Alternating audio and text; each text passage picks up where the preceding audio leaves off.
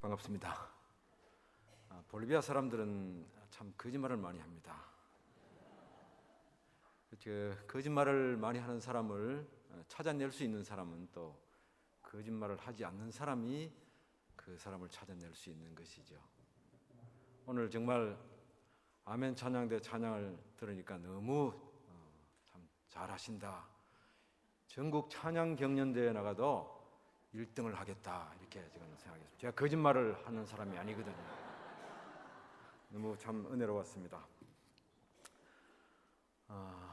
선교사로 나가 있으면서 머리도 좀 더 빠지고 해야 되는데 자꾸 저보고 안 빠졌다 그러는데 좀 거짓말 하시는 것 같아요. 저는 많이 빠졌거든요. 그리고 또 얼굴도 많이 탔는데 요즘 비행기가 좀 좋은 것 같아요. 비행기 안에 이틀 딱 지나오는데 얼굴이 좀 변해버렸어요. 얼굴이 곡괭이 잡고 삽 잡고 농약 뿌리고요. 농약 치는 기계 등에 짊어지고 했는데 얼굴이 새카맣게 되어 있었어요. 그런데 비행기 이틀 타고 오니까 이렇게 변해버린데 어쩌겠습니까? 우리가 한 번 정도는 들어서 아는 이야기입니다. 어느 구두 회사의 사장님이 아프리카 시장 개척을 위해서 직원 2명을 아프리카로 보냈습니다. 구두에 관해서는 최고라고 자부하는 전문가 2사람이라고 할 수 있습니다.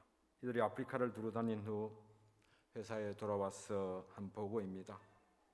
첫 번째 사람이 말했습니다. 그 사람들은 항상 맨발로 다니기에 구두는 그들의 생활과는 전혀 맞지 않습니다 라고 했답니다. 또 다른 한 명은 말했습니다. 그 사람들은 맨발로 다니고 아직 구두의 편안함에 대해서 경험을 하지 못했기에 앞으로 그들에게 무한정으로 구두를 팔 수 있습니다 라고 보고를 했다고 합니다. 이 2사람의 보고를 한번 비교해 봅니다. 어느 사람이 사장님의 마음을 기쁘게 할 수 있었겠습니까? 아프리카 사람들은 맨발로 다니기에 구두를 팔 수 없다고 부정적으로 말하는 사람입니까? 아니면 아직 그 사람들이 구두의 편안함에 대해서 잘 모르는 사람들이기에 한번 팔게 되면 무한정으로 팔 수 있다고 긍정적으로 말을 한 사람이겠습니까? 여러분, 당연히 2번째 사람이라고 말씀드릴 수 있습니다. 이런 2번째의 사람을 통해서 아프리카의 시장 개척은 이루어졌습니다.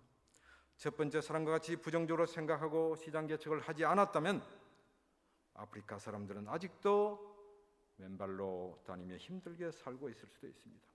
하지만 2번째 사람과 같은 사람들의 노력에 의해서 시장 개척이 조금씩 이루어져서 현재는 아프리카의 사람도 많이 구두를 신고 다니는 가운데 있습니다.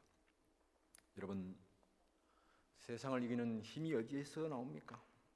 바로 긍정입니다. 부정에서 나오는 것도 아닙니다. 하나님의 역사를 이루어가는 것도 바로 긍정에서부터 시작되어집니다. 안 된다 하면 그 일은 죽었다 깨어나도 안 됩니다. 된다 해보세요. 안 된 일도 안 될 일도 하나님 안에서는 정말 잘 되게 될 줄로 믿습니다.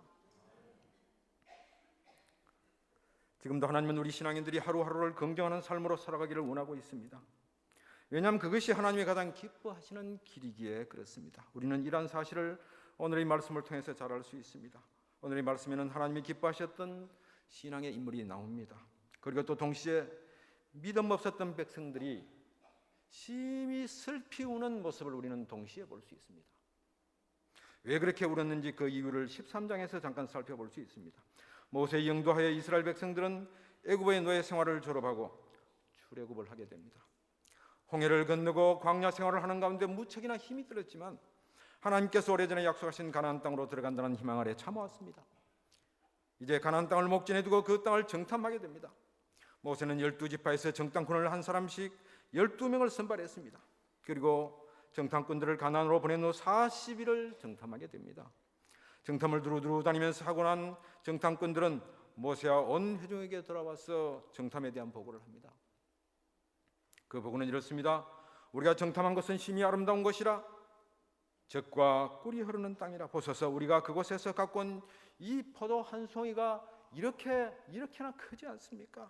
하면서 겨우 들고 와서 내려놓게 됩니다. 또 그 땅은 성이 너무 견고하고 백성들 중에는 키가 장대한 사람 거인도 너무 많았어. 우리는 그들 앞에 조그마한 메뚜기와도 같습니다. 이런 보고를 합니다. 이렇게 약한 우리는 그들을 도저히 감당해내지 못합니다. 그들은 우리보다 훨씬 더 강합니다. 이 말을 들은 백성들 모세와 아론을 크게 원망합니다.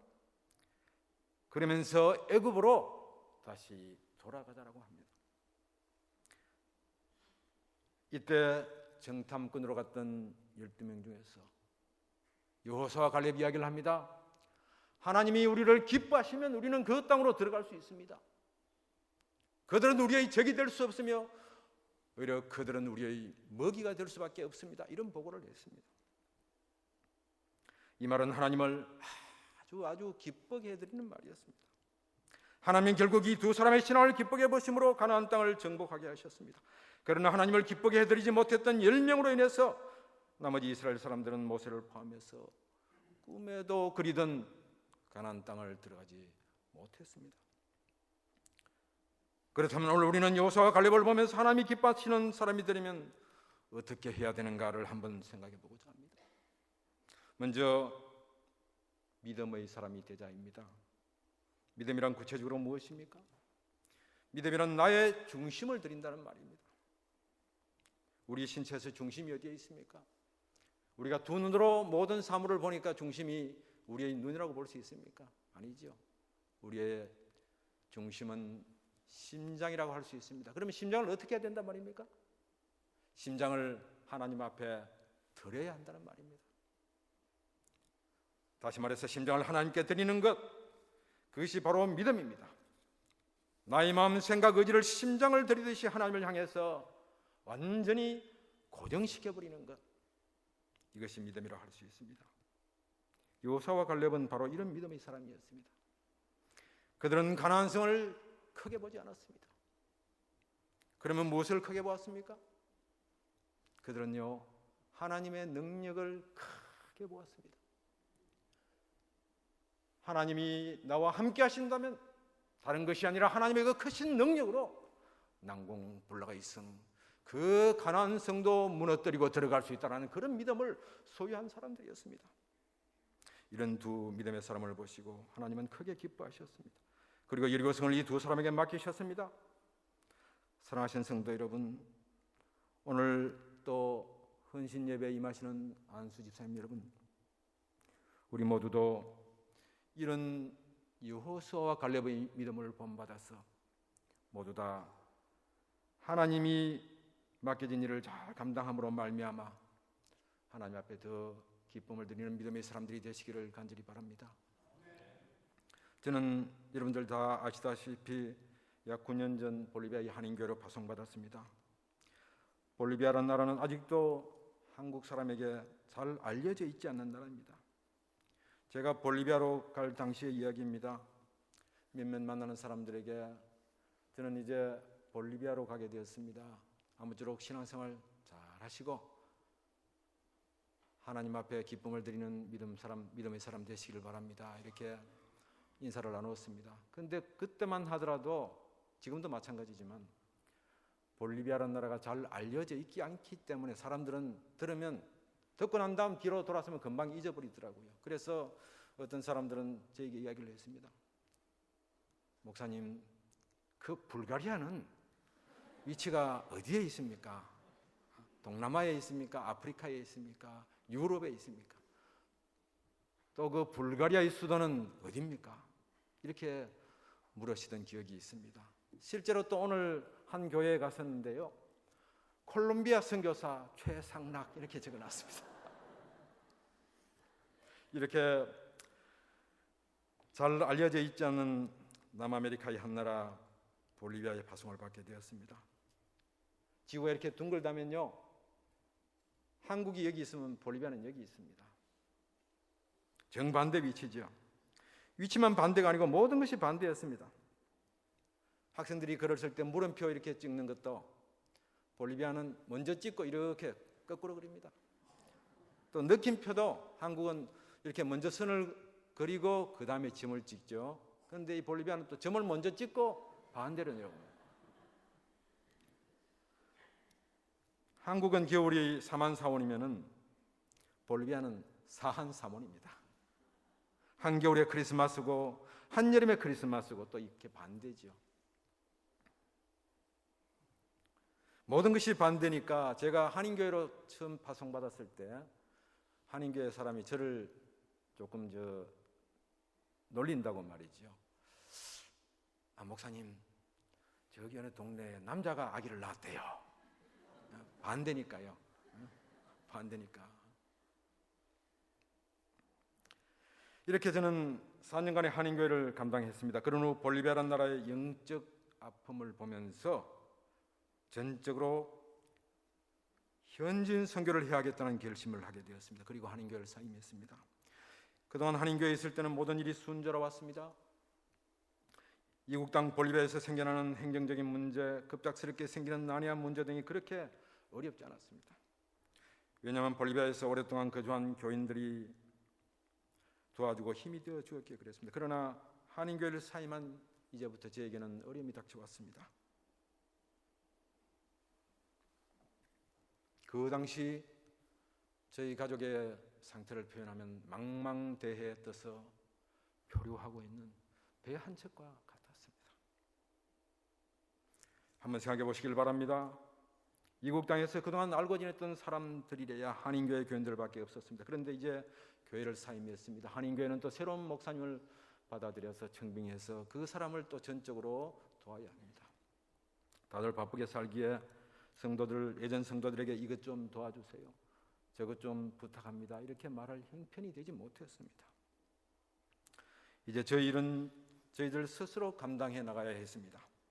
그런데 시간이 지나면서 어려운 일들이 생겨납니다. 이국 땅에서는 언어가 차지하는 비중이 상당합니다. 그런데 4년간 스페인어보다는 한국말을 더 많이 했으니 스페인어는 제대로 잘 못했던 거죠. 외국 사람들이 한국 사람들에게 친절하고 한 것 같지만 또 결정적인 문제에 있어서는 그런 것이 아닙니다. 힘든 부분이 많이 있죠. 그래서 많은 사람들이 외국에 가면 언어의 장벽에 부딪힐 때 참 힘들어집니다. 그런 일은 저희 가족에도 마찬가지였습니다. 저희 가족이라고 용빼는 저주가 있겠습니까? 어려운 일 하나 해결하고 나면 또 하나 일이 꼬리에 꼬리를 물고 이어지던 그런 상황이었습니다. 하지만 저는 선교를 해야 하기에 빼놓을 수 없는 일이 있었습니다. 그것은 가장 중요한 선교지를 마련하는 일이었습니다. 선교를 위해서는 제일 먼저 교회가 있어야 하고 교회를 세우기 위해서는 또 선교지 장소가 필요했습니다. 이제 이런 일을 준비하기 위해서 저는 결단을 합니다. 제가 그동안 타고 다니던 15년 된 차를 처분했습니다. 그리고 시내버스를 타고 가게 됩니다. 오늘 아침에 제가 시내버스를 타보았고 이전에도 좀 타보았습니다만 여러분, 이 우리나라의 시내버스가요 얼마나 좋은지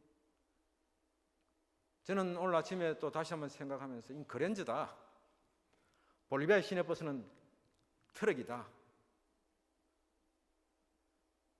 창문이 끼어지면 창문을 갈지를 못합니다. 그냥 끼어진 대로 그냥 두고요. 창문 사각으로 해서 구멍을 뚫어서 철사를 다 이렇게 엮어 놓습니다. 브레이크를 밟거나 하면 사람이 밖으로 뛰쳐나가지 못하도록 그렇게 하는 거죠. 창문은 갈지 않고. 그러다 보니 또 도로가 포장도로가 아니니까 먼지가 많이 들어옵니다. 비가 오면 어떻겠습니까? 비가 오면 이 시내버스가 갑자기 무엇으로 바뀌는지 아세요? 샤워기로 바뀝니다. 위에서 물이 떨어지죠. 옆에서 물이 들어오죠.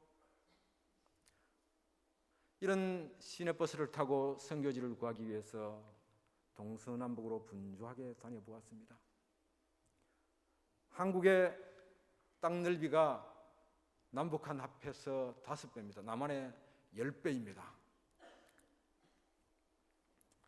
이런 버스를 타고 있으면요, 원주민들 그 옷에서 나는 냄새, 몸에서 나는 냄새, 또 잇몸들이 썩어가기 때문에 잇몸에서 입안에서 나는 냄새, 이런 것들이 참 견디기 어려울 정도였습니다.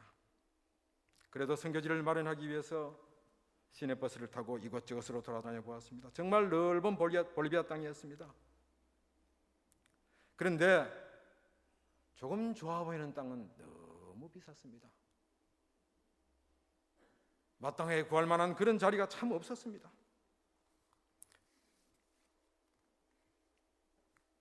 하지만 선교지를 구해야만이 가장 최선의 선교가 되어지기 때문에 저는 선교지의 준비를 목표로 해서 수개월간의 시간을 보냈습니다. 몇 개월이 지난지 모르겠습니다. 막연한 마음으로 몇 날 며칠을 그냥 쉬어버렸습니다. 아무런 생각이 없었습니다. 그러다 이러면 안 되지 하면서 다시 한번 용기를 내었지요. 오직 여호와를 앙망하는 자는 새 힘을 얻으리니 독수리의 날개치며 올라감 같을 것이요 다른 박질하여도 곤비치 아니하겠고 걸어가도 피곤치 아니하리로다. 아멘 하면서 힘을 내었습니다. 또다시 길을 갑니다. 그런데 그동안 차를 타고 다닐 때는 잘 몰랐는데 볼리비아는 가만히 보니까 개천이었습니다. 청개천 할 때 개천이 아니고 개들의 천국이었습니다. 개들이 얼마나 길에 많은지요. 위협을 느낄 때도 많았습니다.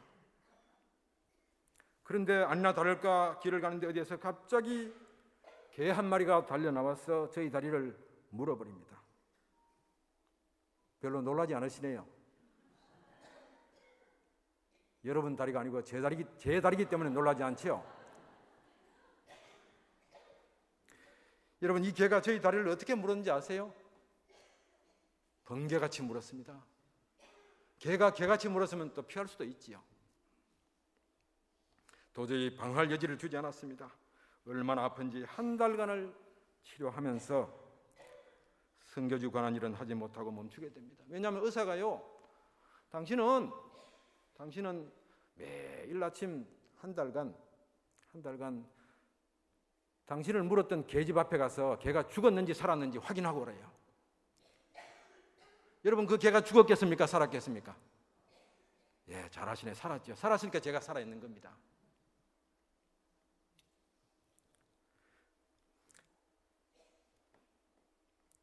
저는 이런 상황 앞에서 하나님 앞에 기도했습니다. 하나님, 제가 왜 이렇습니까? 제가 왜 이렇게 볼리비아 사람들 앞에서 메뚜기 같습니까?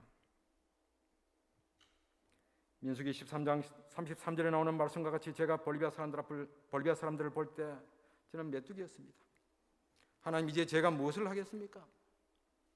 걔도 제가 메뚜기같이 하찮아 보이는지 길을 가는 저희 다리를 사정없이 이렇게 물어버리는데 제가 무엇을 하겠습니까? 그러나 하나님은 이때 저에게 지혜를 주셨습니다. 최선교사 보아라. 메뚜기도 잘하는 것이 있다. 저는 하나님께 묻습니다. 하나님, 메뚜기가 무엇을 잘합니까? 그때 딱 생각이 났습니다. 메뚜기가 여러분 무엇을 잘합니까? 체구는 자그만 하지만 뛰는 것을 잘합니다. 메뚜기 작은 체구나 저 작은 체구나 일반이지 않습니까? 저는 뛰기로 결심했습니다. 제가 한인 목회하던 곳에서 약 1000km를 뛰었습니다. 그냥 버스를 타고 갔다 이거죠. 또 500km, 300km 분주하게 수개를 왔다 갔다 했습니다.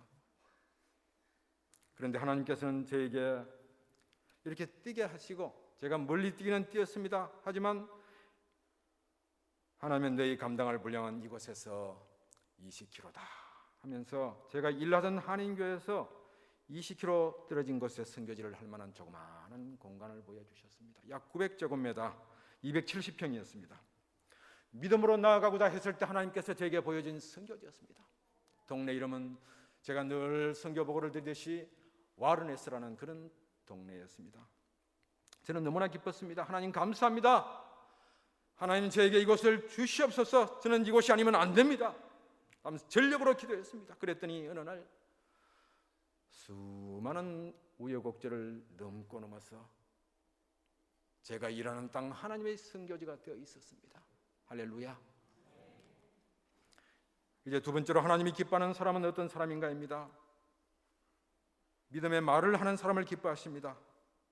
3절 4절을 보시면 아내와 자식 걱정을 하는 사람들이 나오고 있습니다. 그들을 보십시오. 그들의 말을 보십시오. 믿음의 말이 아니었습니다. 아내와 자식들이 사로잡히게 된다는 말입니다. 그런데 여러분 한번 생각해 보시길 바랍니다. 지금껏 아내와 자식이 누구의 은혜로 살아왔습니까? 하나님의 은혜였습니다. 그렇다면 그들의 말은 그런 은혜를 주신 하나님에 대한 믿음의 말이 아니었습니다. 애굽으로 다시 돌아가자. 하나님께서 여러분 이 말을 들었을 때 하나님의 그 마음이 어떻겠습니까? 너희들이 지금껏 너의 힘으로 산 줄 아느냐? 너희들이 배고플 때 만나를 주었다. 너희들이 목마를 때 바위를 쳐서라도 내가 마실 것을 주었는데 어떻게 이럴 수 있냐라면서 섭섭한 마음을 하나님께서 가졌을 것입니다. 제가 바로 내 땅을 선교지로 정하고 기도할 때입니다. 많은 사람들이 저에게 동정어린 말을 합니다. 그곳에 가서 어떻게 선교를 할 수 있단 말인가? 어렵다는 말을 많이 했습니다. 그렇다면 어떻게 하는 것이 더 나은 일인가입니다. 많은 사람들이 어렵다는 말의 내면에는 이제 당신은 한인교회도 사임했으니 오히려 한국으로 돌아가는 것이 더 나은 편이 아니겠는가라는 이런 내면의 말이, 내면의 뜻이 깔려 있었습니다. 볼리비아에 당신 같은 사람이 있을 것은 없다는 말이죠. 사실 그런 것도 일리가 있었습니다. 왜냐하면 제가 선교지로 정한 땅이 처음에는 목초지였습니다. 뱀이 우글거렸습니다. 또 뱀과 똑같은 힘을 가진 독거미들이, 이런 손바닥만한 독거미들이 우글거렸습니다. 선교지로 이사한 후 어느 날이었습니다. 아침에 밖에서 일을 하고 있었습니다. 그런데 어디에서 아내의 고함 소리가 떠나갑니다. 여보 왜 그러냐고 하면 뱀이 들어왔다는 것입니다. 그러면 저는 긴 막대기를 들고 가서 그냥 뱀을 막 때려잡습니다. 뱀도 정말 큰 뱀들이죠. 처음에 또 이사 갔을 때 저희 집에서 멀리 떨어져서 마을 사람들이 20가구 정도 살고 있었습니다. 전기도 없었기에 약 6개월간 이웃집에 전기 단선을 끌어와서 희미한 불빛 밑에서 겨우겨우 지냈습니다. 이 전기 단선은 말이죠, 바람이 세게 불면 한밤중에도 그냥 끊어져 버립니다. 또 목초지기 때문에 소들이 한 번씩 지나가면 수백 마리의 소떼가 그냥 그 목초지를 풀을 먹으면서 밟고 지나갑니다. 그러면 어떻게 되겠습니까? 또 선을 다 끊어 놓습니다. 그럼 저는 한밤중에라도 랜턴을 들고 전기선을 연결하러 갑니다. 그러고 나면요, 모기가 완전히 저희 얼굴을 막 다 뜯어먹어 버립니다. 지금도 모기가 많습니다. 저희 아내가 사실 그 다리가 많이 예뻤지요. 근데요, 지금은 모기다리가 되어 있습니다. 모기다리처럼 날씬하다는 것이 아니고 모기가 다 뜯어먹었습니다. 다 뜯어먹어서 아주 흉하게 되어 있습니다. 모기 때문에. 혹시 나가실 때 저희 아내의 다리를 한번 보십시오. 이렇게 여러 가지 형편이 일어나겠습니다. 그래서 많은 사람들이 어렵다, 안 된다, 돌아가라는 이야기를 한 것을 나중에 알게 되었습니다. 하지만 저희 경우는 이제 더 이상 물러설 곳이 없었습니다. 선교하러 왔기에 한국으로 다시 돌아간다는 생각은 저에게 허락되질 않았습니다.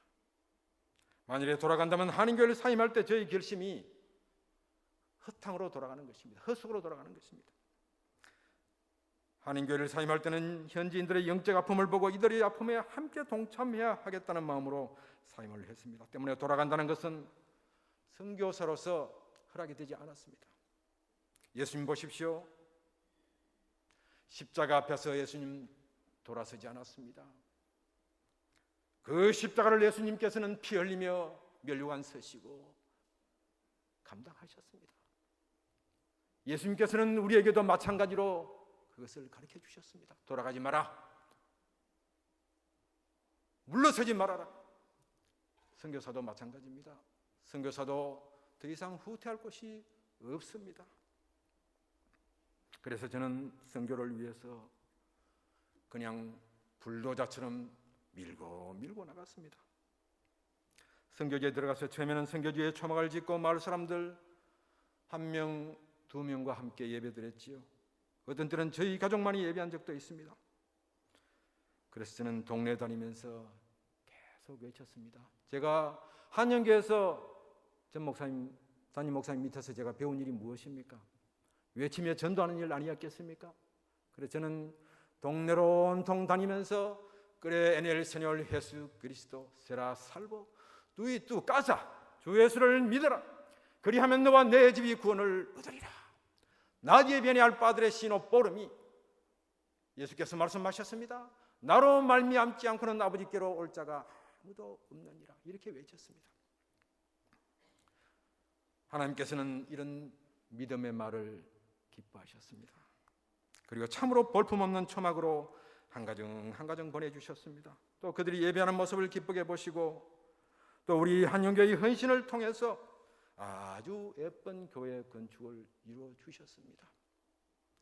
산타크루스에서 일하는 선교사들이 세운 교회 중에서는 제일 예쁘고 제일 잘 지어진 교회라고 소문이 나 있습니다. 담임 목사님 다녀가신 이후 헌당 예배 이후 조금씩 성장했습니다. 주일날 많이 모일 때는요 한 100명까지 모입니다. 할렐루야. 특히 담임 목사님이 오셔서 저에게 하신 말씀이 있습니다. 최선교사야, 선교를 위해서 건강을 소홀히 하지 말아라 했습니다. 선교지에서 건강이라면 아무것도 하지 못한다는 그런 말씀이셨지요. 제 다친 손가락을 보고 목사님께서 말씀해 주셨습니다. 제가 벽돌을 나르고 모래를 나르고 이렇게 하면서 저희 등 뒤에서 목뼈 조금 밑에서 뚝 하는 소리가 대포 터지는 소리처럼 났습니다. 그랬는데요 그 다음 날부터 서서히 손가락을 펴지 못했습니다. 이렇게 아침에 자고 일어나면 문둥이 손처럼 이렇게 되어 있었습니다. 그래서 손가락을 한 번씩 펴려면 아주 힘들었습니다. 겨우겨우 펴서 하루의 일을 시작하고 했습니다. 1년이 지나도 나을 생각이 없었습니다. 목사님 오셔서 저에게 하신 말씀이 논이가 좋다던데 논이 한번 먹어보지 이렇게 말씀하셨어요. 그때까지만 해도 저는 논이가 뭔지 몰랐습니다. 그런데 알고 보니 볼리비아에는요 논이가 집집마다 깔려 있었습니다. 논이가 참 못생겼어요. 물퉁물퉁 못생겼는데 또 냄새도 지독합니다. 그래서 목사님 다녀가신 후에 저는 뭐 생각도 하지 않고 있었지요. 그런데 어느 순간부터 저희 머리를 스쳐 지나가는 것이 논이가 좋다던데 논이 한번 먹어볼까? 논이 한번 먹어볼까? 이런 생각이 들었습니다. 그래서 논이를 먹기 시작했습니다. 한 6개월 정도 먹으니까 조금 펴지는 것 같아요. 1년 정도 계속해서 먹었습니다. 아침에 자고 일어나면 정말 편안합니다. 편안합니다. 제가 이 말씀을 드리는 이유가 있습니다. 우리 안수 집사님들 헌신 예배를 통해서 은혜 받고 볼리비아에 논이 많이 드시러 오시라고 선전하는 거 아닙니다. 그럼 왜 그렇습니까? 볼리비아에 하찮은 열매를 두고도 서로 목사님과 대화를 나눴는데 이런 효과가 있었습니다. 그런데 우리가 하나님 앞에 드리는 믿음의 말, 오늘 아침에 목사님께서 말씀하신 사랑의 말, 서로 위로하는 위로의 말, 이런 말을 통해서 하나님께서는 우리 삶 가운데 특히 안수 집사님 여러분들의 헌신 가운데 하나님의 놀라운 역사가 일어나게 되실 줄 믿으시기를 바랍니다. 이제 마지막으로 하나님이 기뻐하시는 사람은 어떤 사람인가입니다. 하나님은 미래를 보는 사람을 기뻐하십니다. 오늘의 말씀에 나오는 여호수아와 갈렙을 보십시오. 그들은 많은 백성들이 반대에도 불구하고 그들이 입은 옷을 찢어가면서까지 가나안 땅을 향해서 전진하고자 했습니다. 현재 그들 앞에 일어나고 있는 일들만 보면 사실 엄청나게 어려운 일들입니다. 한두 명이 가나안 땅으로 들어가는 것을 반대하더라도 어려운 일인데 쉬운 일이 아닌데 대부분의 사람들이 가나안 땅에 들어가는 것을 반대하고 있습니다. 참으로 어려운 일이었습니다. 그러나 우리는 여호수아와 갈렙을 통해서 알 수 있습니다. 무엇을 말입니까? 하나님이 기뻐하시는 일은 현재의 그 자리에 안주하거나 다시 과거로 돌아가는 것이 아니란 것을 말입니다. 하나님께서 기뻐하시는 일은 현재는요 조금 어려움이 있더라도 요사와 갈렙처럼 미래를 바라보고 그것을 극복하며 나아가고자 하는 그 사람을 하나님께서는 기뻐하신다는 사실을 말입니다. 제가 섬기고 있는 동네의 사람들을 보면서 참으로 안타까운 점이 많이 있습니다. 이들은 미래가 없어 보였습니다. 현재만 잘 살면 그만이라는 생각으로 살아가는 사람들로 보였습니다. 예를 들어서 현재의 나에게 어떤 어려움이 있다면 그 순간만 모면해버리면 다음에야 어떤 일이 일어나든 내가 알 바 아니다 하는 식으로 삶을 살아가고 있었습니다. 특히 이들에게 있어서 가장 취약한 점은 약속을 지키지 않았습니다. 290년간 스페인에 의해 식민지로 살면서 생겨난 잘못된 문화입니다. 어떤 시계점을 경영하시던 한국에서 교편을 잡았던 한 선생님이 저에게 말했습니다. 서울 경신고등학교에서 세계사를 가르쳤습니다. 또 역사를 가르쳤습니다. 1년 전에 86세로 돌아가셨습니다. 제가 장례 집례를 직접 해드렸지요. 그분이 하신 말씀입니다. 최 선교사, 볼리비아 사람들에게는 시계가 필요 없는 것 같다. 시간을 지키지도 않으면서 왜 시계를 사가는지 모르겠다. 시계를 달라고 하니 나도 먹고 살아야 되겠기에 팔기는 파는데 참으로 우스운 일이다. 이렇게 말을 했습니다. 그런데 반대로 자신들이 필요한 일이 있을 때는 어떠한지 아세요? 약속을 지키겠습니까? 안 지키겠습니까? 안 지킵니다. 자신이 필요한 일이 있을 때는 약속 시간을 지켜서 정확하게 오는 것이 아닙니다. 1시간보다 먼저 와서 기다린다는 것입니다. 특히 돈을 받을 일이 있다든가 하면 염치 불구하고 1시간이나 먼저 와서 기다립니다. 그러니 시계가 필요 없다는 말입니다. 미래를 생각하지 않고 눈앞에 보이는 현재 일만을 보니까 약속은 뒷전이고 현재의 어려운 일들은 순간만 잘 넘어가면 된다는 식으로 삶을 살아가고 있었습니다. 또 원주민 교회는 어떤지 아시죠? 원주민 교회는 또 이렇습니다. 원주민 목사님들이요 예배 시간을 8시에 예배 드립니다 이렇게 적어 놓습니다. 정해 놓습니다. 그런데 교인들이 오지 않으면은 예배를 드리지 않습니다. 왜 8시에 예배 시간 정했으면 강대상에 올라가야지 왜 안 올라가고 있냐 이렇게 하면 사람들이 없는데 어떻게 올라갔냐고. 그래서 사람들이 한 사람 한 사람 모이면 10시경에 이렇게 모이면 그제서야 강대상에 올라갑니다. 그래서 1시간 정도, 1시간 반 정도 예배하고 11시 반 이렇게 마치고 있습니다. 참으로 심각한 그런 상태이죠. 그래서 저는요 저희 교회를 이끌어가면서 한 명이 와도 예배를 드립니다. 처음에 그렇게 했습니다. 그랬더니 예배 시간 정확하게 지켜서 약 반 이상의 성도들이 옵니다. 그리고 찬양 조금 하고 나면 거의 다 차버립니다. 왜냐하면 선교사기 때문에 이들에게 시간관념을 바로 심어주기 위해서 제가 해야 하는 일이다. 그들과 함께 사람들이 오지 않아서 사람들이 모일 때까지 맞춰준다면 이것은 선교사의 할 일이 아니기 때문에 그렇습니다. 또 영적으로 볼 때 많은 가정의 아픔이 있었습니다. 아내가 4신 사람, 5신 사람, 또 남편이 5신 사람, 이런 사람들이 정말 많았습니다. 남자가 경제적인 여건이 되면요 계속해서 여자와 혼인합니다. 또 이혼하고 새로 결혼합니다. 한국처럼 혼인신고를 하지 않아도 되는 곳이 볼리비아입니다. 그래도 자녀들을 호적에 올릴 수 있습니다. 여자들도 마찬가지입니다. 아이나 살다가 마음에 안 맞으면 또 다른 사람하고 살아갑니다. 그러다 보니 이 여자들은요 어린 아이를 양육해야 되니까 생활비가 문제입니다. 왜냐하면 아이 양육이 여자에게 있어서 너무나 중요하기 때문에 이 아이 양육비를 받기 위해서 전 남편에게 찾아갑니다.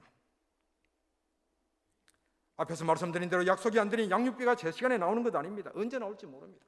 그럼 어떻게 합니까? 아이 양육비를 받기 위해서 그 전 남편의 집에 계속해서 살게 됩니다. 살면서 또 어떤 일이 있겠습니까? 애정으로 미운 정이 남아 있어서 또 예전처럼 같이 살게 되죠. 그러다가 양육비를 받습니다. 양육비 몇 푼을 받아가지고 또 새로 맞아들인 남편의 집으로 갑니다. 그런데 아이가 임신이 되었습니다. 그 아이가 누구 아이겠습니까, 여러분? 전 남편의 아이겠습니까? 지금 남편의 아이겠습니까? 이 아이들은 자기 아버지가 누구인지 모르고 어머니에게서 양육을 받고 있습니다. 자라나고 있습니다. 그런데요, 조금 자라나서 사람들이 수근수근거립니다. 너 아버지는 저 사람 아니냐고. 왜냐하면 아이들이 들은 이야기가 있기 때문에 그렇게 이야기를 하지요. 그런데 자기가 봐도 자기 아버지하고는 전혀 안 닮았는 것 같아. 알고 보니까 그 사람이 자기 아버지입니다. 이웃집 아저씨가 자기 아버지입니다. 자해를 해버립니다. 자해하는 일들이 너무나 많이 있습니다. 우리 선교사들이 돌보아야 하는 아이들, 사실 이런 아이들이 많습니다. 이런 아이들은 미래가 없습니다. 왜냐하면 자기의 정체성을 모르기 때문에. 내 아버지가 누구인지 모르는데 어떻게 미래가 있을 수 있겠습니까? 없습니다. 또 이런 아이들은요, 어른들을 존경할 줄 모릅니다. 제대로 된 아버지의 사랑을 받지 못했는데 어떻게 어른을 존경할 수가 있겠습니까? 제가 동네를 지나가면 조그만 아이가 저를 부릅니다. 아이가 서양의 백인 혈통을 받아서인지 얼마나 예쁜지 모릅니다. 그런데 무슨 말을 하는지 아세요? 어이 최가야, 올라, 안녕, 이렇게 합니다. 또 더 나가면 찌노, 중국 놈, 이렇게 하죠. 왜 그런지 아세요? 자기 부모들이 이웃을 존경할 줄 모르고 저를 보고 그렇게 말하니까 아이들은 그냥 따라하는 것입니다. 앞에서 제가 시내버스에 타면 많은 냄새가 난다고 했습니다. 씻지 않기에 옷 냄새가 나고 몸 냄새가 나고 특히 이 몸의 상태가 좋지 않다고 했습니다. 30살 정도 되면 앞니빨이 다 빠지고 없습니다. 백인은 그런 대로 조금은 나은 형편이고 경제적인 수준이 안 되는 메스티소 계통은 얼굴이 좀 검은 사람은 엉망입니다. 미국의 한 의사가 의료봉사로 사는 말을 들었습니다. 이 볼리비아는 의료 제한 국가다. 병원을 제대로 가지 못하기 때문에 그렇습니다. 차가운 데 자기 때문에 한국은 난방시설이 잘 되어 있습니다. 이 나라는 난방시설이 없습니다. 아예 없습니다. 그래서 차가운 데 자니까 심장병이 생겨납니다. 또 물을 마음대로 마시기 때문에 신장병이 생겨납니다. 또 잇몸이 다 염증이 생겨서 빠지기 때문에 이빨이 거의 없다고 했습니다. 의료 제한 국가입니다. 그래서 저는 저희 교회 사무실에서 조그만 진료실을 내었습니다. 주일날만 진료를 했습니다. 작년까지 약 500명 이상의 무료 진료를 해왔습니다. 그리고 제가 오기 얼마 전 잠시 문을 닫았습니다. 다시 돌아가면 또 준비를 해서 의료 봉사를 할 계획에 있습니다. 사랑하는 난수 이사님들, 사랑하시는 성도 여러분들, 제가 볼리비아에 관해서 이런 여러 가지 말씀을 드리는 이유가 있습니다. 한국의 경우도 최근 들어서 삶이 여러모로 성장되었습니다. 물론 성장된 만큼 힘든 점도 많이 있습니다. 그러나 그것은 어느 사회나 할 것 없이 인간 사회가 가지는 공통점이기에 제가 드리고자 하는 말씀은 아닙니다. 그러나 볼리비아는 여러분, 한국이 6.25 전쟁을 치를 때 한국보다는 더 잘 살았습니다. 그래서 한국 전쟁 때 힘을 다해서 우리를 도와준 나라입니다. 그러나 지금은 남미에서 최빈국이 되어 있습니다. 백인 계통의 사람들은 조금 나았습니다. 먹고 사는 것이 좀 나았습니다. 그러나 그 사람들이 이 어려운 사람들을 돌보지 않는 것이죠. 자기만 잘 살면 된다, 나만 편안하면 된다, 이런 삶의 방법으로 살아갑니다. 누군지 아세요? 대부분 카톨릭의 기득권층들이 그렇습니다. 여러분, 이 사람들이 자신의 동족을 돌아보지 않는다고 해서 우리까지 돌아보지 않으면 여러분, 누가 이 사람들을 돌아볼 수 있겠습니까? 우리는 그렇게 하면 안 된다고 믿습니다. 그러면 어떻게 하나요? 우리는 우리 주님으로부터 받은 사랑을 이들에게 다시 돌려주어야 합니다. 그들도 우리의 형제입니다. 수천 년 전 몽고에서 현재 미국의 영토 알래스카를 넘어서 미제의 땅에 정착한 몽고 반점을 가지고 살고 있는 우리와 많이 비슷한 사람들입니다. 우리 민족도 마찬가지입니다. 몽고 대륙을 지나서 이곳까지 올 때 어떻게 왔습니까? 아리랑 아리랑 아라리요 아리랑 고개를 넘어간다. 어떻게 우리가 고개를 넘어왔다고요? 아리랑 하면서 넘어왔습니다. 아리랑. 여러분들 알이 무엇인지 아세요? 알과 함께 넘어왔다는 것입니다. 아리랑. 알은 하나님입니다. 이슬람 국가에서, 이슬람 교회에서 하나님을 보고 여러분들 뭐라고 합니까? 알라신이라 이야기를 하지요. 알입니다. 아리랑 전문가 이야기입니다. 우리만 하나님을 알고 있었겠냐입니다. 이들도 알았다, 이들도 알았다, 그렇게 이야기를 했습니다. 다만 예수님을 몰랐습니다. 예수님을 몰랐기 때문에 그들은 지금 어려움을 당하고 있습니다. 우리도 마찬가지입니다. 131년 전에 선교사들이, 미국에서 영국에서 많은 선교사들이 이 땅에 왔습니다. 131년 전에 우리에게 선교를 했습니다. 예수님을 알게 했습니다. 우리가 안 하나님은 어떤 하나님입니까? 예수님을 통해서 하나님을 알게 되었습니다. 대한민국 수천 년 역사 가운데서 얼마나 외세 침입을 많이 당했습니까? 몽고에서부터 내려올 때 약하고 약한 상태에서 밀면 넘어질 수밖에 없는 그런 민족들이 이곳에서 정착했습니다. 그런데 여러분 지금 어떻습니까? 많은 힘을 가졌습니다. 무엇 때문에, 어떻게 해서 힘을 가졌습니까? 예수님 때문인 줄 믿으시길 바랍니다. 예수님으로 말미암아 우리나라가 복을 받게 되었습니다. 예수님 없으면 우리는 힘을 이룰 수밖에 없습니다. 이 볼리비아 사람들도 마찬가지입니다. 예수님을 모르기 때문에 하나님을 제대로 알 수 없습니다.